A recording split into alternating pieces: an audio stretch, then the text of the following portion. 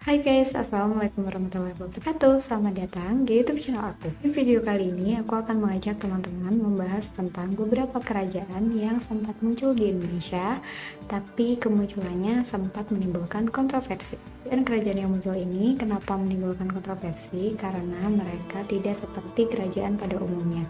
Mereka muncul tanpa alasan-alasan yang jelas dan mengklaim hak-hak internasional yang mereka nilai sebagai bagian dari kekuasaan mereka. Di awal tahun 2020 sempat ditemukan kerajaan yang dinamakan dengan Keraton Agung Sejagat. Nah, awalnya kerajaan ini nggak dikenal sama masyarakat. Tapi karena kerajaan tersebut sempat melakukan pawai budaya di sekitar daerah Purworejo, kemudian masyarakat mulai mendokumentasikan kemunculan mereka. Karena masyarakat juga bingung sebenarnya kerajaan apa yang muncul di daerah mereka, akhirnya mereka menyebarkan video tersebut di media sosial dan kerajaan tersebut menjadi viral. Kerajaan ini pertama kali muncul tepatnya di Pugung Juru Tengah, Bayan Purworejo. Nah, awalnya ini warga nggak begitu tahu tentang kerajaan ini, tapi saat mereka melakukan kirab budaya, masyarakat mulai bertanya-tanya, ada kerajaan apa sih? Mungkin ada yang ngira pawai kali ya, atau mungkin karnaval atau semacam drum band, karena mereka menggunakan seragam yang biasanya tuh digunakan oleh para raja-raja atau mungkin biasanya digunakan juga sama anak-anak sekolah yang sedang melakukan sosialisasi atau sedang ngasih tahu nih kalau mereka punya grup drum band di sekolahnya. Karena masyarakat juga bertanya-tanya sebenarnya ini tuh apa, akhirnya mereka ambil handphone, terus mereka videoin. Nah, mulai tersebarlah video tersebut di grup WhatsApp. Seperti di grup-grup WhatsApp kalian yang biasanya ada opung kalian, ada nenek, ada kakek kalian. Terus mereka nge-share video. Nah, awalnya video tersebut tuh di-share atau berkembang di grup-grup WhatsApp keluarga. Terus kan mereka mulai bertanya-tanya, itu sebenarnya apa sih? Sebuah kerajaan barukah? Atau tapi juga tahu. Nah, karena kehebatan media sosial, akhirnya warga masyarakat mulai menemukan bahwa kerajaan tersebut adalah Kerajaan Keraton Agung Sejagat. Nah, Kerajaan Keraton Agung Sejagat ini didirikan oleh seorang laki-laki yang bernama Toto Santoso atau Toto Hadiningrat. Nah, dia juga memiliki seorang ratu yang bernama Fani Amalia. Nah, ternyata mereka tuh punya 450 anggota yang berseragam layaknya seragam kerajaan. Nanti Keraton Agung Sejagat ini juga mengklaim beberapa kekuasaan yang ada di tingkat internasional, bahwa kekuasaan-kekuasaan tersebut adalah bagian dari mereka. Jadi si Toto Santoso ini mengklaim kenapa dia mendirikan Kerajaan Keraton Agung Sejagat, karena kerajaan ini didirikan berdasarkan dari kelanjutan sejarah pada Kerajaan Majapahit. Jadi dulu kan ada Kerajaan Majapahit nih, pada zaman dulu. Terus si Raja Kerajaan Majapahit pada saat itu menyerahkan kekuasaannya kepada Portugis dengan syarat 500 tahun kemudian kekuasaan tersebut harus dikembalikan ke Majapahit. Nah, karena si Raja Kerajaan Agung Sejagat ini mengklaim bahwa mereka adalah titisan dari Majapahit, makanya pada tahun 2018 si raja ini atau si Toto Santoso ini mendirikan sebuah kerajaan yang dinamakan sebagai Keraton Agung Sejagat dan mengklaim beberapa hal yang ada di dunia internasional. Kerajaan Keraton Agung Sejagat ini juga mengklaim bahwa PBB itu adalah bagian dari mereka, terus Pentagon yang ada di Amerika Serikat itu juga adalah bagian dari mereka, serta negara-negara yang ada di dunia itu berada di bawah kekuasaan Keraton Agung Sejagat. Kerajaan ini sempat viral karena masyarakat menganggap bahwa kerajaan-kerajaan tersebut tidak didasarkan oleh dasar-dasar biasanya berdirinya sebuah kerajaan. Nah, ada fakta-fakta menarik tentang raja dari keraton tersebut dan ratu dari keraton tersebut yang jarang diketahui oleh masyarakat. Fakta pertama adalah tentang si Ratu Kerajaan Keraton Agung Sejagat yang dikenal dengan nama Fani Amalia. Ternyata Fani Amalia ini adalah seorang lulusan magister ekonomi atau bisnis yang menyelesaikan studinya di luar negeri. Jadi dia sebenarnya bukan yang dikabarkan kayak masyarakat ya, yang misalnya kayak sedikit punya agak ada konflik gitu di sini, enggak juga. Ternyata dia juga punya sebuah bisnis usaha kuliner yang ada di Yogyakarta. Terus dia juga punya klinik beauty juga atau klinik kecantikan. Terus dia adalah seorang pendiri organisasi masyarakat. Dia juga punya pengalaman sebagai seorang sutradara film dokumenter atau sutradara film-film company. Jadi sebenarnya dia bukan orang yang kayak kita pikir ya, kalau dia sebenarnya halu. Fanny Amalia ini dia diduga sebagai dalang atau otak dari pendirian si Keraton Agung Silat ini. Nah, faktanya juga ternyata si Fanny Amalia dan si Toto ini bukan pasangan suami istri, padahal mereka kan mengaku sebagai raja dan ratu. Tapi ternyata mereka bukan pasangan suami istri. Nah, cerita-cerita tadi terkait dengan lulusannya dia, terus kemudian dia adalah salah satu pendiri organisasi masyarakat, usaha beauty-nya dia, usaha kulinernya dia, itu sempat dia upload di Instagram pribadinya si Fanny Amalia ini. Nah, kerajaan ini pertama kali ditemukan di Kabupaten Purworejo, jadi masyarakat kan menilai kalau mereka ini adalah orang yang berasal atau berdomisili dari Purworejo. Ternyata enggak juga, si Fanny Amalia ini ternyata dia punya KTP Jakarta. Nah, ternyata si Raja halunya ini juga punya KTP yang berasal dari Jakarta juga. Cuman si profilnya si Toto Santoso ini lebih low profile daripada si Fanny Amalia. Karena si Toto Santoso ini kalau kayak gelar pendidikannya gitu nggak begitu diketahui masyarakat. Tapi menurut data-data yang ada saat ini, dia ternyata adalah seorang wira swasta dan dia pernah tinggal di Jakarta kayak sekitaran Ancol gitu. Cuman ya sebentar aja, habis itu dia ngilang karena dia juga nggak begitu banyak sosialisasi sama masyarakat. Nah, ketika ditanya di mana dia bekerja, dia mengaku dia bekerja di Yogyakarta. Si Toto Santoso ini ternyata juga pernah mendirikan sebuah organisasi atau kayak organisasi masyarakat itu namanya Yogyakarta Development Committee. Jadi dia kayak dewan amanat gitu. Dia punya posisi yang cukup tinggi di organisasi tersebut. Dia punya posisi di situ sebagai dewan wali amanat, di mana fokus mereka adalah untuk fokus ke masyarakat dan hal-hal kemanusiaan. Nah, tujuan mereka adalah untuk mendirikan koperasi-koperasi khususnya di daerah Yogyakarta, karena kan namanya Jogja Development Committee. Organisasi ini menjanjikan kepada masyarakat yang bergabung akan diberikan uang sebesar 100 sampai dengan 200 US dollar ketika mereka bergabung. Nah, mereka nanti dikasih uang ini dengan syarat mereka harus punya nomor induk keluarga atau NIK. Beda kan, nomor induk keluarga. Mengaku kayak dapat uang gitu dari luar negeri gitu, kayak organisasi uang dunia gitu. Nanti aku tulis ya di sini. Nah, nanti setiap anggotanya tuh akan dikasih uang sebesar itu sama dia. Nah, dengan syarat biasanya setiap anggota ini akan dimintai biaya sebesar 15.000 untuk membuat kartu tanda anggota. Oke, tapi ternyata organisasi ini nggak berjalan lama karena ya tadi banyak janji yang ditaburkan di masyarakat. Akhirnya kan masyarakat nggak percaya, makanya organisasi ini nggak berjalan lama. Akhirnya organisasi ini bubar juga. Cuman masih ada kok data-data digital pribadinya tentang data-data organisasi tersebut. Ternyata nggak cuma kartu tanda anggota yang cuma 15.000, ada yang lebih spektakuler lagi. Jadi ada seorang kayak dulu dia mantan anggota organisasi tersebut, dia mengaku dia membayar sebesar 3 juta rupiah untuk membeli sebuah seragam. Kan bisa bayangin gak sih 3 juta untuk sebuah seragam sekolah kalian aja cuma 45.000 kan, kalau beli biasanya di toko itu aja kan bisa nawar. Nah, seragam dia tuh 3 juta guys, kan bayangin gak sih 3 juta kayak apa. Nah, akhirnya ya orang anggota ini keluar karena kayak nggak realistis gitu loh. Oh ya, mereka juga sempat dijanjikan diberikan pekerjaan kalau mereka bergabung di organisasi tersebut. Cuma nyatanya ya nggak ada. Akhirnya bubar juga. Keraton Agung Silat ini punya 450 anggota. Saat dilakukan pemeriksaan oleh polisi, ternyata ditemukan kayak formulir buat open recruitment. Jadi kalau kalian mau bergabung sama kerajaannya itu ada open recruitment-nya, dan cukup banyak juga sih untuk kerajaan baru, ada 450 anggota.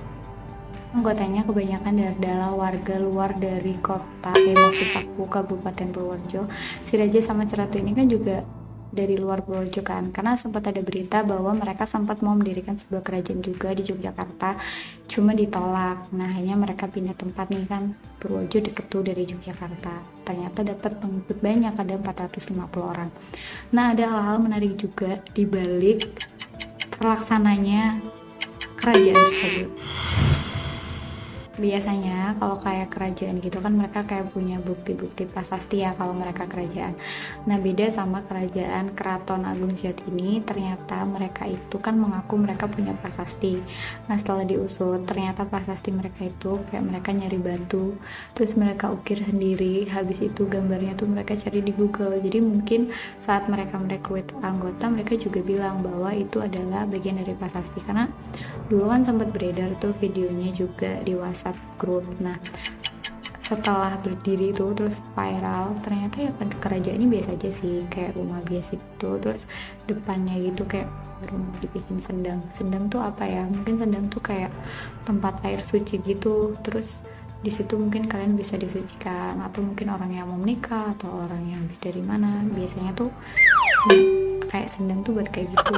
Nah dulu tuh pas waktu viral itu udah viral, sendangnya tuh baru dibikin. Kalau misalnya mereka memang kerajaan dari lama kan pasti itu udah ada dong, ternyata mereka baru bikin. Nah lucunya waktu mereka mengadakan kirab budaya atau wilujengan waktu itu, ternyata mereka itu nggak pakai kuda dari kerajaan mereka, jadi mereka tuh kayak nyewa kudanya gitu loh. Menurut data yang ada, kudanya tuh disewa, satu kudanya tuh seharga 500.000, jadi mereka menyewa sekitar 15 kuda gitu. Dan yang anehnya tuh gini, biasanya kalau di Purworejo tuh kayak ada budaya apa ya, karnaval atau konvoy atau apa. Kalau kalian lihat videonya ya, orang-orang yang megang kudanya itu adalah orang berseragam kayak dari tempat-tempat penyewaan kuda. Biasanya kan kalau misalnya kayak keraton, coba dibandingin sama Jogja, pasti kan yang bawa kuda ya memang orang-orang abdi dalam kan. Nah kalau ini tuh enggak, orang-orang berseragam gitu, jadi kudanya tuh nyawa. Dan si ratunya ini juga sempat request bahwa dia pengen kuda yang berwarna putih. Nah selain dari kuda tersebut, ternyata waktu itu si Fani Amalia atau si ratunya ini juga sempat memesan pakaian ke seorang penjahit. Jadi waktu itu dia menghubungi seorang penjahit, terus dia nanya kira-kira bisa nggak nih dia bikin seragam pakaian yang hampir mirip seperti kerajaan Brunei. Terus si penjahitnya ini bilang oke, oke mbak, aku bisa. Setelah itu di DP lah sama si Fani, kayaknya kalau nggak salah DP-nya sekitar 1 juta gitu. Setelah di DP ternyata dia itu pesan sejumlah 297 seragam. Nah 297 ini setiap satu seragamnya itu dihargai sekitar 1 juta atau 900.000. Padahal setiap anggota ini membayar seragam sekitar 2 juta. Berarti si Toto sama si Fani ini untung 1 juta untuk satu seragam. Berarti kalau 297 untungnya adalah 297 juta. Banyak ya.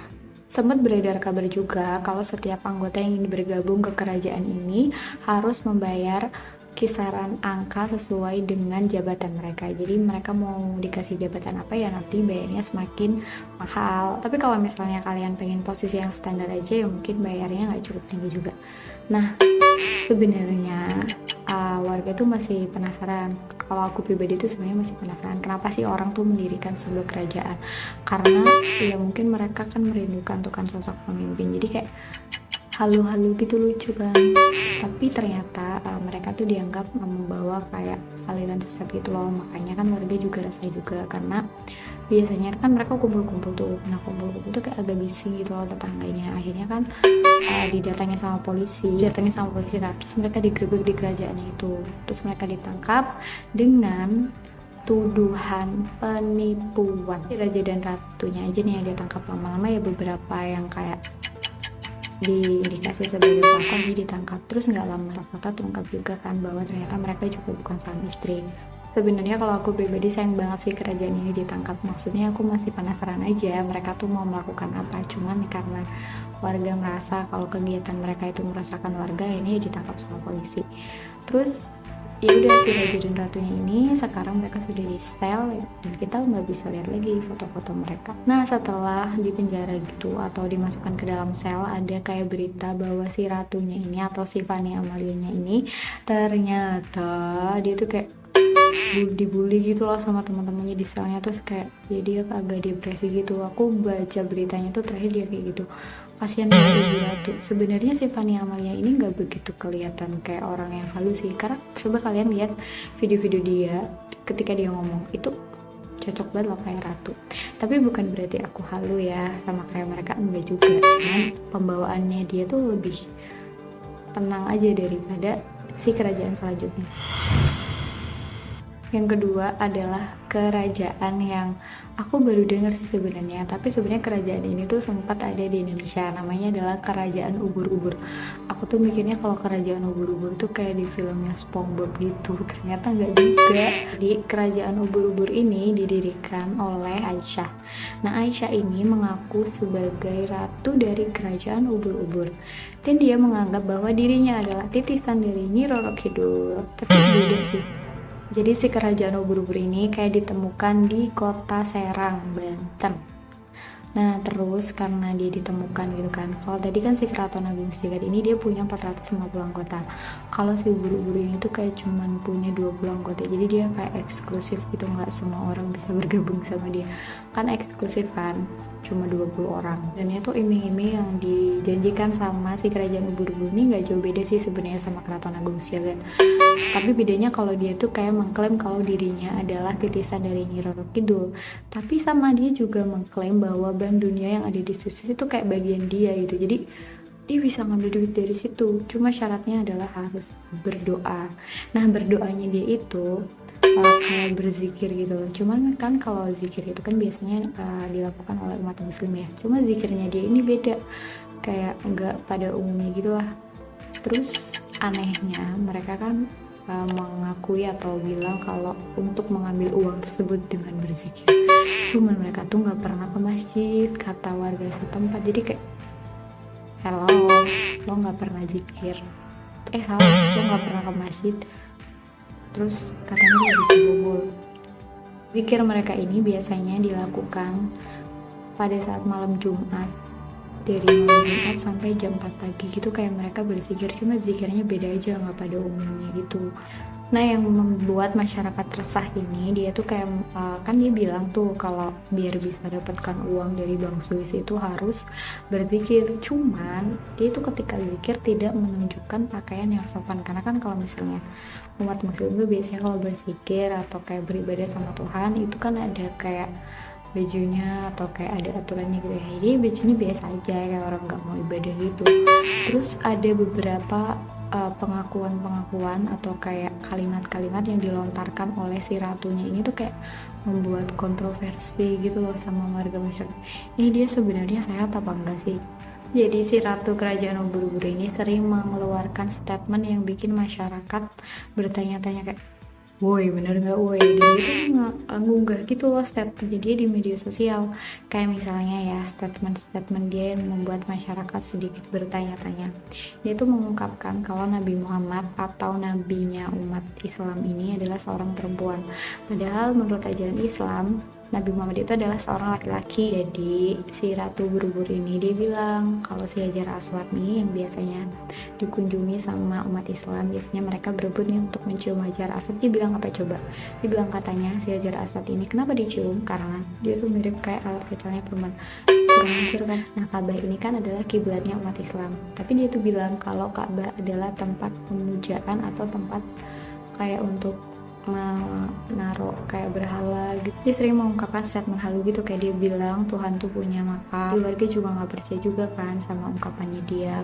Nah mereka berdua ini ternyata jarang sosialisasi gitu sama masyarakat, jadi masyarakat juga kayak apa lu? Si suami dari Ratu Kerajaan Ubur-Ubur ini ternyata adalah seorang yang sering dimintai bantuan sama masyarakat. Jadi kayak orang pinter gitu loh. Kalau misalnya tuh mereka kayak mengalami kesusahan atau mereka butuh orang pintar untuk penglaris usahanya tuh biasanya mereka tuh ke suaminya ini. Tapi mohon maaf ya, suaminya tuh kayak sedikit tunanetra gitu atau berkebutuhan. Walaupun si suami ini berkebutuhan khusus, beliau juga sering ngingetin istrinya tentang statement-statement yang sering dia keluarkan juga kayak, hati-hati istriku, kamu hati-hati ya. Cuman ya ini juga istri ya, nggak cuma Aisyah sih, biasanya juga pada ngeyel. Nah terus selanjutnya si Aisyah ini juga punya kebiasaan-kebiasaan yang rada unik juga menurut suaminya atau menurut warga di situ. Ternyata dia tuh suka nyimpan foto, kayak foto-foto orang yang berlegenda gitu, kayak dia tuh punya fotonya Cut Bin di rumah dia. Terus dia tuh juga punya fotonya Snow White gitu, tapi diganti sama muka dia. Keren jadi kreatif. Tapi akhirnya pada bulan Agustus tahun 2018 kerajaan ubur-ubur ini dibubarkan karena kalau si kerajaan ubur-ubur ini jelas ya dia menentang ajaran Islam karena nggak sesuai dengan ajaran Islam. Dan si ratu ini juga memang dia mengakui bahwa agamanya adalah agama Sunda Wiwitan. Oke, kita move ke kerajaan selanjutnya. Aku seneng banget sama kerajaan ini. Kerajaan selanjutnya adalah Sunda Empire. Gak tau kenapa ya, aku tuh merasanya tuh lucu aja Sunda Empire. Karena Sunda Empire ini malah biasanya kan kalau yang terkenal tuh si raja sama ratunya.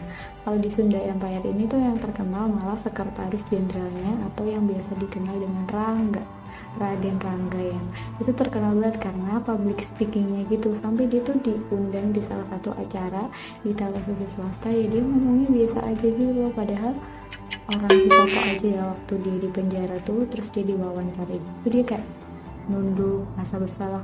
Kalau si Rangga mah enggak terus. Nah, kerajaan Sunda Empire ini berdiri pada tahun 2017 dan terletak di Bandung. Sunda Empire ini mengaku bahwa mereka adalah kekaisaran antara bumi dan matahari. Nah, awalnya si Sunda Empire ini juga kayak cuma terkenal di media sosial gitu, gara-gara salah satu anggota Sunda Empire ini mengupload kegiatan si Sunda Empire dan keberadaan Sunda Empire. Akhirnya si Sunda Empire ini tuh viral gitu, kayak apa tuh Sunda Empire? Kan orang penasaran. Ternyata Sunda Empire tadi adalah sebuah kekaisaran. Nah, biasanya kalau di kerajaan gitu kan kaisarnya tuh laki-laki. Nah, kalau ini kaisarnya tuh perempuan. Namanya kaisarnya adalah si Ratu Agung Karnaningrum, atau Perdana Menterinya adalah Nasri Ben. Dan si Rangga ini berprofesi sebagai sekretaris jenderal dari kerajaan Sunda Empire. Nah, kenapa yang terkenal malah si Rangga ini? Karena si Rangga ini tuh sering jadi kayak juru bicara gitu loh. Makanya dia sering mengeluarkan statement-statement yang terkenal di kalangan masyarakat. Salah satunya dia mengklaim bahwa PBB dan Pentagon adalah bagian dari Sunda Empire. Terus dia menganggap bahwa 54 negara dari Australia sampai Korea adalah bagian dari Sunda Empire. Dan Sunda Empire itu bisa menyelamatkan dunia dari perang nuklir. Nah, si Rangga ini juga pernah menyatakan kalau Jack Ma dan Bill Gates akan segera bergabung dengan Sunda Empire. Nah, si Rangga ini juga pernah mengungkapkan sebuah pernyataan kalau NATO itu dibentuk berdasarkan ABCD. Dengerin ya, ABCD. A-nya itu adalah Amerika, B-nya British, C-nya Kanada, D-nya kalian tahu nggak? Coba pikirin D-nya. D-nya adalah Bandung. A, D-nya Bandung. Oke. Nah, si Rangga Sasana bilang lagi nih kalau si Sunda Empire ini lahir sejak masa Alexander the Great, sekitar 324 tahun yang lalu. Nah, dia juga bilang kalau PBB dan Penta itu lahirnya di Bandung. Dia itu juga bilang, iya soalnya itu PBB dan Pentagon itu didirikan di Bandung dan berasal dari Bandung. Jadi sebenarnya masyarakat saat ini sedang dibohongi oleh sejarah. Dia juga bilang kalau Sunda Empire itu adalah the Heron 17. Terus dia berjanji nih kalau si kerajaan ini, si kerajaan apa lupa, oh ya, Sunda Empire ini akan mengadakan acara pertemuan seluruh ibu negara di seluruh dunia itu akan melakukan pertemuan untuk Sunda Empire. Dia juga bilang nih kalau Sunda Empire ini, kalau kalian gak bergabung sama Sunda Empire ini, maka kalian itu akan merugi, menderita, dan hutang budi gitu. Terus kalian sengsara seumur hidup kalian. Nah, hidup kalian menderita, jangan-jangan gara-gara belum gabung sama Sunda Empire. ya kita gabung, siapa tahu pemerintahan ini akan segera berakhir.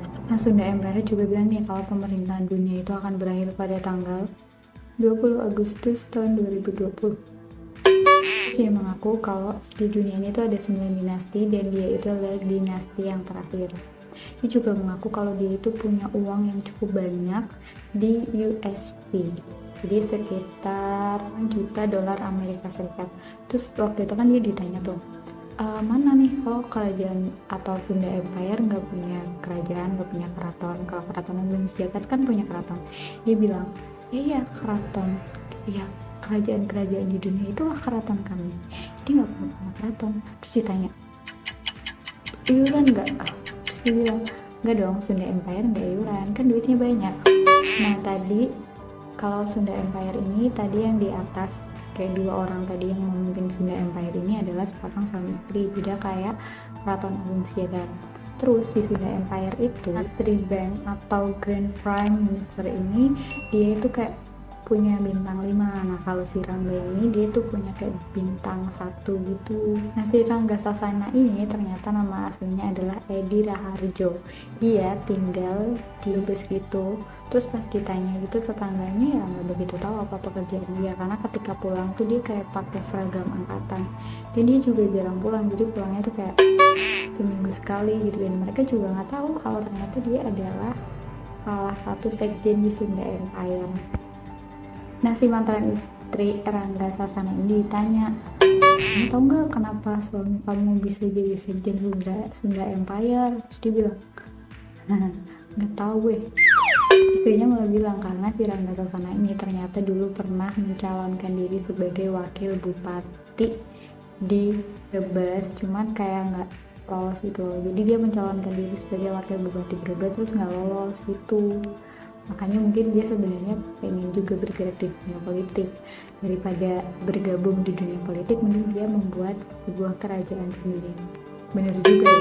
Nah kalau si Sri Banknya atau si Grand Prime Minister ini sosoknya tuh juga kurang dikenal itu sama warga masyarakat yang tinggal di sekitar rumahnya, karena dia jarang bersosialisasi. Cuman sering ada banyak orang yang nyari dia, manggilnya tuh kayak profesor, tapi masyarakat nggak tahu juga profesor apa, karena ya dia jarang bersosialisasi. Terus kayak warga masyarakat tuh sering denger gitu kayak dia teleponan sama orang pakai bahasa Prancis atau bahasa luar negeri gitu. Tapi uniknya dia tuh kayak tetangga tuh ya, karena tetangga memang ditakdirkan untuk julid, jadi tahu aja tuh kapan si Sri Bank tuh ditagih untuk bayar kos sama pak kos sama bu kosnya. Jadi dia sering telat bayar kosnya, tahu loh tetangganya, padahal nggak pernah sosialisasi. Nah setelah beberapa lama si Sunda Empire ini menghiasi layar kaca kayak dengan pernyataan-pernyataan yang cukup unik, akhirnya si Sunda Empire ini dilaporkan oleh Roy Suryo karena kejahatan cyber. Jadi setelah dia kayak diundang gitu di salah satu televisi swasta gitu, dia tuh ngubah Wikipedia, isinya tuh diganti disesuaikan dengan kebutuhan Sunda Empire. Ya Roy Suryo dilawan ya ketahuan ya. Jadi Roy Suryo ini melaporkan si Sunda Empire atau melaporkan si Rangga ini karena dia mengubah isi dari Wikipedia. Karena kan itu sejarah ya, Wikipedia itu kan kayak sering dicari sama orang kan buat nyari apa aja di situ. Jadi kalau diubah kan takutnya menyesatkan sejarah. Akhirnya si Rangga Sasana ini ditangkap. Ditangkap polisi itu dia masih keker gitu, masih pakai seragam. Cuman sekarang kalau kita lihat dia sekarang udah mulai kayak lesu gitu karena udah nggak pakai seragam lagi kan. Dan beberapa bulan yang lalu, walaupun si Sunda Empire ini udah dibubarkan, dia sempat membuat pernyataan kalau anggotanya ini akan mencari orang yang menyebarkan COVID-19. Dia janji bisa menyelesaikan COVID-19. Oke, segitu aja video dari aku. Mohon maaf lama nggak bikin video karena ada beberapa kewajiban yang harus aku selesaikan. Kalau kalian suka sama videonya jangan lupa di like. Kalau kalian mau kasih masukan jangan lupa di komen, dan kalau kalian mau dukung channel ini jangan lupa klik tombol subscribe. Dan sampai ketemu di video selanjutnya.